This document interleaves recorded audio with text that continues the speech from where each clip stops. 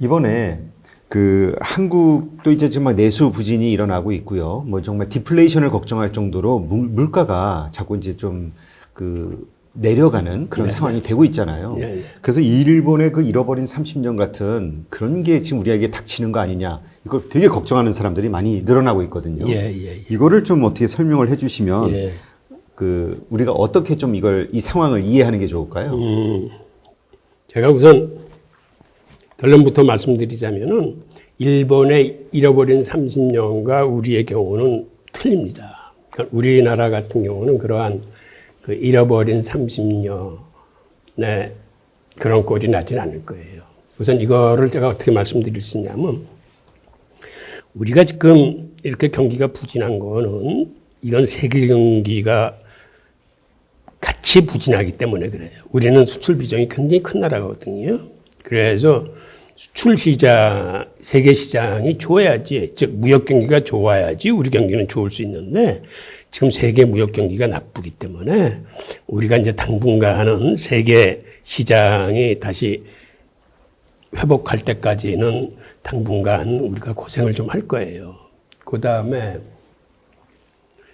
지금은 그런 무역 경기 이외에도 세계 경기는 저금리, 저투자, 저성장, 저물가라는 사상 초유의 환경에 갇혀 있습니다. 원래는 금리가 낮으면 투자는 살아나는 법이에요.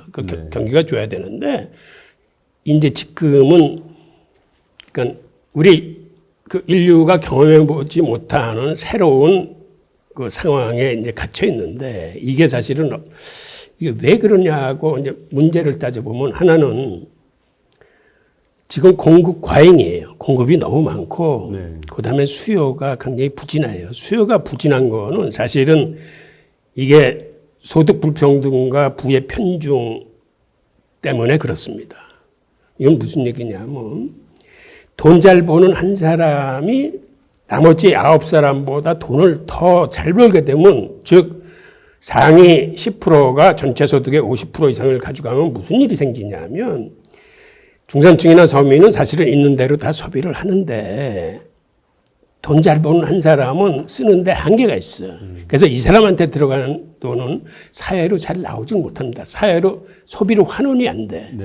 그러니까 생산성은 좋아가지고 공급은 나날이 늘어가는데 소비가 위축이 되면은 그거는 불경기가 올 수뿐이 없는 거죠. 그러니까 이러한 두 가지 현상 때문에 우리나라가 지금 부진한 요소가 있는데 제가 왜 일본의 잃어버린 30년하고 우리나라는 틀리다고 말씀을 드리는 거는 일본의 잃어버린 30년에 대해서 복기를 해보면 압니다. 그때 일본은 어떤 처지였냐면 한국 전쟁을 통해서 톡톡히 덕을 본 나라가 일본이에요.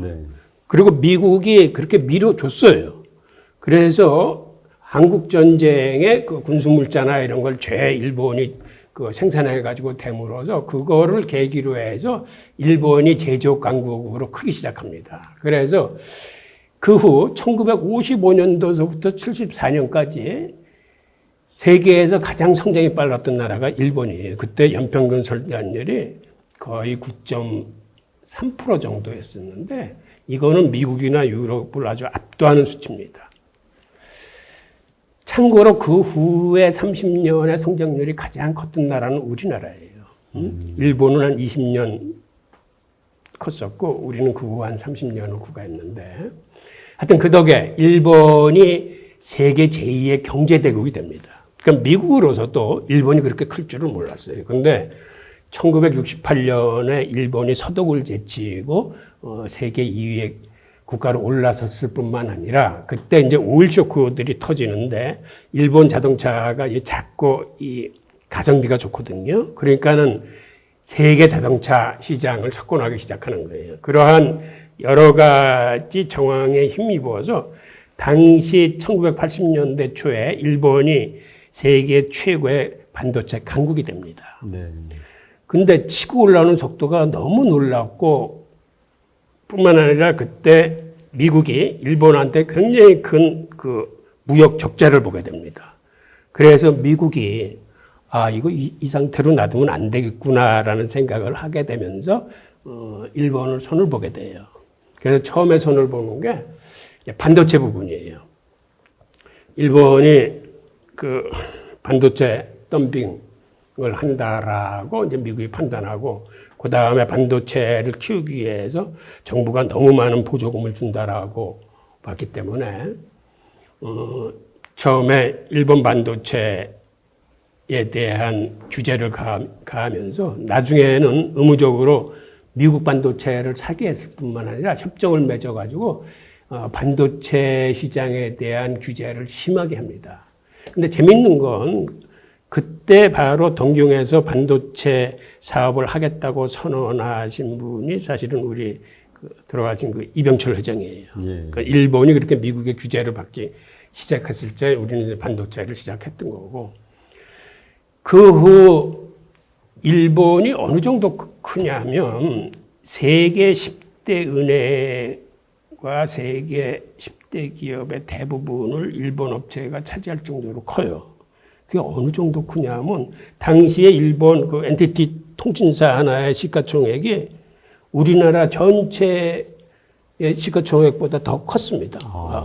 그 정도로 일본의 기세가 무서웠는데, 그런데 이렇게 잘 나가던 일본이 왜 그렇게 힘든 상황에 처하게 됐냐면, 하나는 재테크를 일본 말로 자이테크라 그러는데 네. 일본 기업들이 저기에 넘어가기 시작합니다. 즉 제조업을 하고 수출해서 돈 벌 생각을 하지 않고 이 재테크로 돈을 버는데 이제 맛을 들이게 되는데, 그 처음에 시작이 그 런던의 그 유로 시장에서 일본 기업들이 그 신주 인수권부 사채를 발행할 수 있게 일본 정부가 허락을 해요. 그런데 이 사채를 발행하면 여기에 몇 가지 큰 회보가 쫓아와요. 즉, 그 당시 일본의 엔화가 이제 강세를 보이기 시작할 거기 때문에 이런 사채를 발행해서 거기서 달러나 이제 파운드화를 받으면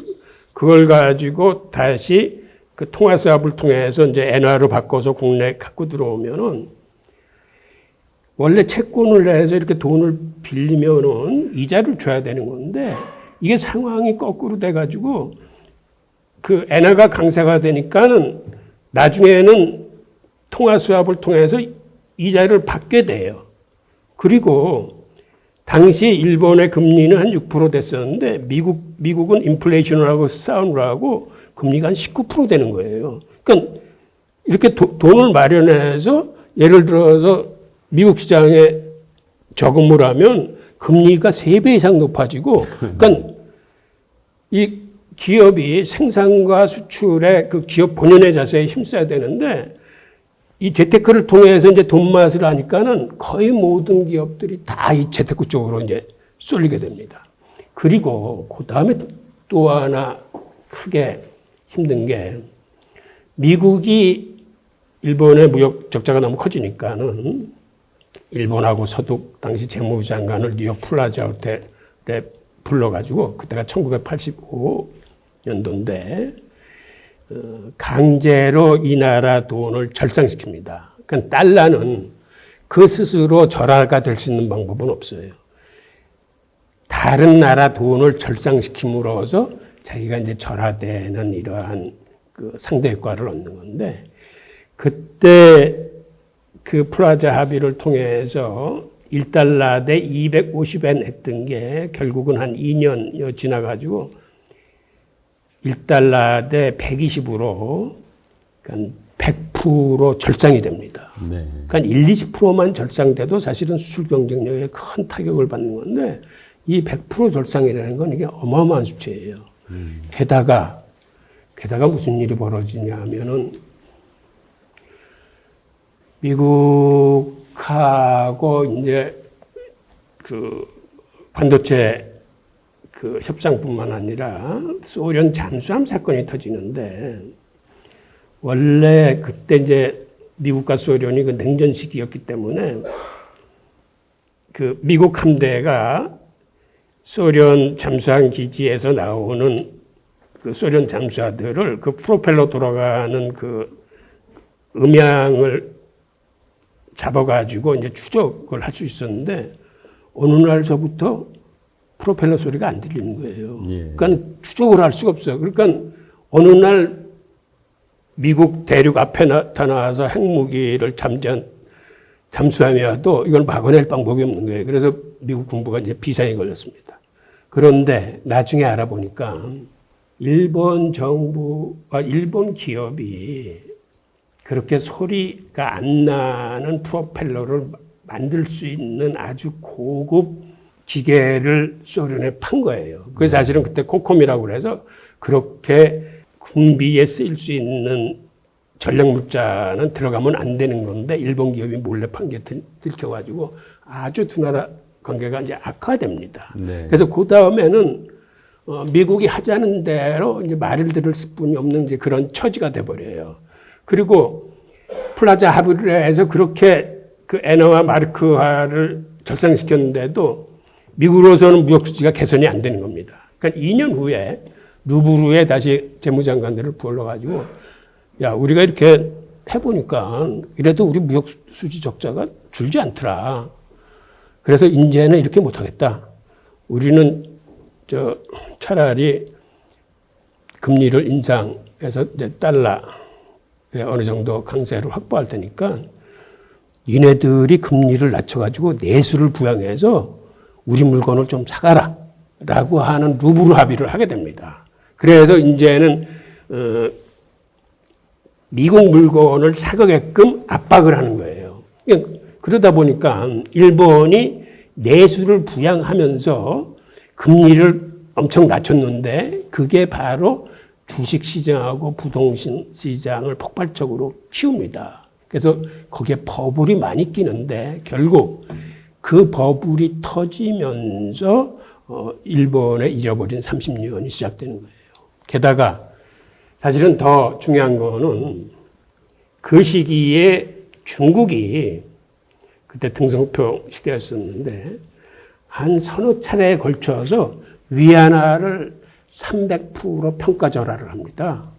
그러니까 미국한테 프라자 합의를 통해서 한 100% 엔화를 절상해야 되는데 그 옆에 있던 중국조차 300% 평가절하를 하니까는 양쪽에 끼어가지고 일본이 아주 호되게 당합니다. 그때 사실은 일본에 있는 그 제조업체들이 대부분 중국으로 옮겨가면서 일본의 산업 공동화 형상이 생겨요. 그러니까는 다시 정리해 드리자면은 일본의 잃어버린 30년은 기업들의 그 자이테크, 그 다음에 플라자 합의로 인한 환율 절상, 그 다음에 루브르 합의로 인한 내수 진작을 위한 그 저금리 시행이 일본 내 자산 가격을 폭등시켜서 버블을 흑기게 한 점, 게다가 중국의 그 평가절하, 즉 샌드위치에 껴가지고 그때 일본의 제조업의 경쟁력을 다 잃어버립니다. 그러니까 이런 요소 때문에 일본의 30년이 했기 때문에 이거를 그대로 우리나라에 적용시켜서 일본을 뒤쫓아서 이렇게 평행으로 가지 않겠냐라고 보는 거는 오류가 있다는 거죠. 예.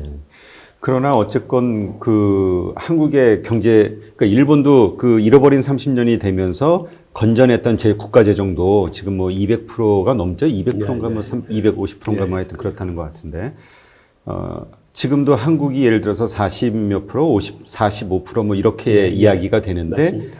이제 막 재정을 풀어서 지금 어려운 상황을 해결하기 위해서 이제 재정을 풀고 하다 보면 일본처럼 후다닥 금방 증가가 되고 그러면서 어려워지지 않은 그 국가 경제가 어려워지는 거 아니냐 이런 얘기 하시는 분도 있거든요. 예, 근데 지금은 상황을 이거를 비상 상황으로 인식을 해야 돼요. 그러니까는 미국에서는 전지 상황이라는 말까지 표현하는데 일단 뭐가 무너지면은 그걸 나중에 하는 거는 굉장히 힘듭니다. 미국이 저렇게 연준이나 정부가 신속하고 과감하게 하는 행동은 뭔가 뚝이 터지거나 무너지면은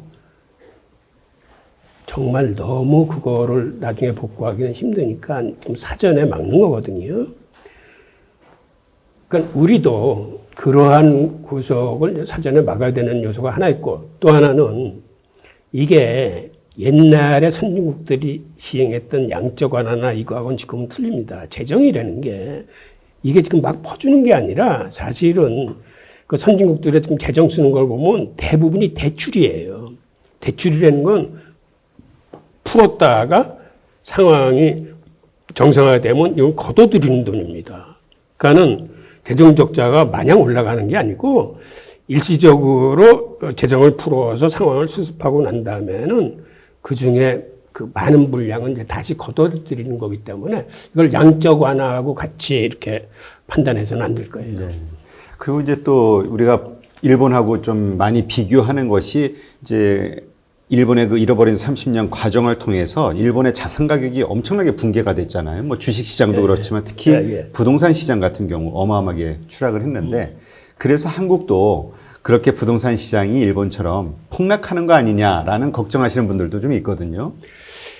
근데 사실은 일본 시장이 붕괴했을 적에 그 너무 버블이 많이 꼈기 때문에 붕괴한 요소가 분명히 있어요. 그때는 사실은 너무 그 버블이 많이 껴서 뭐 동경 하나 팔면 미국 전체를 살 수 있을 정도라고 그랬고, 그 일본의 그 기업들의 시가총액이 뭐 상상할 수 정도로 높았는데, 그런데 결정적으로 일본이 사실은 당한 게 파생 상품에서 당했어요. 아, 그래요? 예.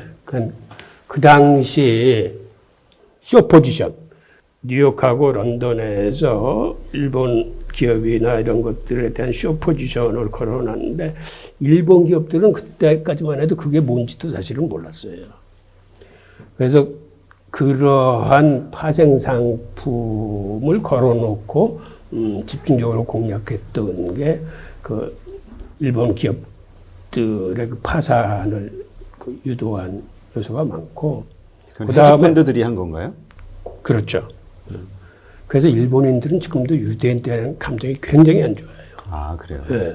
그래서 이게 우리도 그 금융에 대해서 많이 알고 배워야 되는 게 지금 뭐 금융이 정말 뭐 복잡해졌잖아요. 옛날처럼 그냥 돈 주고 이자 받고 이 과정이 넘어서 파생 상품이라는 영역이 막 생기면서 예. 아까 말씀하셨듯이 정말 내가 어떻게 되는지도 모르는 상품들이 막 떠돌아다니니까 이번에 DLS 같은 경우도 그럼 내가 그거에 투자해서 그게 손해볼 줄 알았다면 안 했겠죠. 근데 파는 사람도 잘 모르고 사는 사람도 그게 어떤 리스크가 있는지를 모르고 막 거래를 하다 보니까 그냥 큰 그 실패가. 그 다음에 일본이 또 그렇게 금융시장이 망가진 거는 그 바젤하고도 그 굉장히 관계가 깊은데요. 이 바젤이 그 은행 준비금을 이렇게 그 제한하기 시작한 거는 처음에는 일본에 비해서 굉장히 우호적이었습니다. 그래서 일본의 그 미실현 자본 같은 것도 다 자본으로 인정을 해줄 테니까는 그 준비금에 대해서 너무 신경 쓰지 마라라는 자세를 견지했었는데, 그래서 일본 정부가 그 대출을 이렇게 신나게 이렇게 해주고, 일본은 나중에 LTV를 120%까지도 해줬어요. 그러니까 집을 사고도 남을 정도의 대출을 막 해주고 그랬었는데, 경기를 살리기 위해서. 그런데 어느 날 느닷없이 바젤 1 공습이라고 그래서 모든 은행은 자기 자본의 8%를 준비금으로 갖고 있어야 된다라고 그래서 일본 그 금융에 그 수축이 확 왔습니다. 그때 일본이 한번 크게 당했어요. 그런데 이거를 유대인의 음모론으로 보는 시각도 있었는데, 사실은 그때는 미국이 굉장히 바쁠 때예요. 미국이 그 치솟는 그 인플레이션을 잡기 위해서 아주 금리를 막 10%까지, 19%까지 올리고 이랬었거든요. 그래서 미국 은행들 자체가 막 줄도산을 할 때예요. 그래서 이런 식으로 놔두면 안 되겠구나. 일단 준비금이라는 거를 확실히 갖고 있어서 일단 금융을 좀 튼튼하게 해야 되겠다라는 이러한 그 수요가 있던 차에 그게 나왔기 때문에 이거를 마냥 일본을 옥죄기 위한 유대인의 음모론으로 보는 거에는 이게 한계가 좀 있습니다. 네. 일단 바젤이라는 게 뭔지 잠깐 좀 설명을 해주시죠. 그거는 세계 이제 국제결제은행에서 일종의 룰을 만든 거예요. 그러니까 예전에는 이런 중부기금이라는 개념이 사실은 명확치 않고 그냥 은행이 파산하지 않을 정도로 했었는데 바젤 1이 나오면서 그 수치를 아주 명확하게 제시를 한 겁니다. 자본금의 8%는 꼭 가지고 있어라. 예. 그게 이제 점점 강화되는 추세에 있는 거죠. 네, 그렇군요.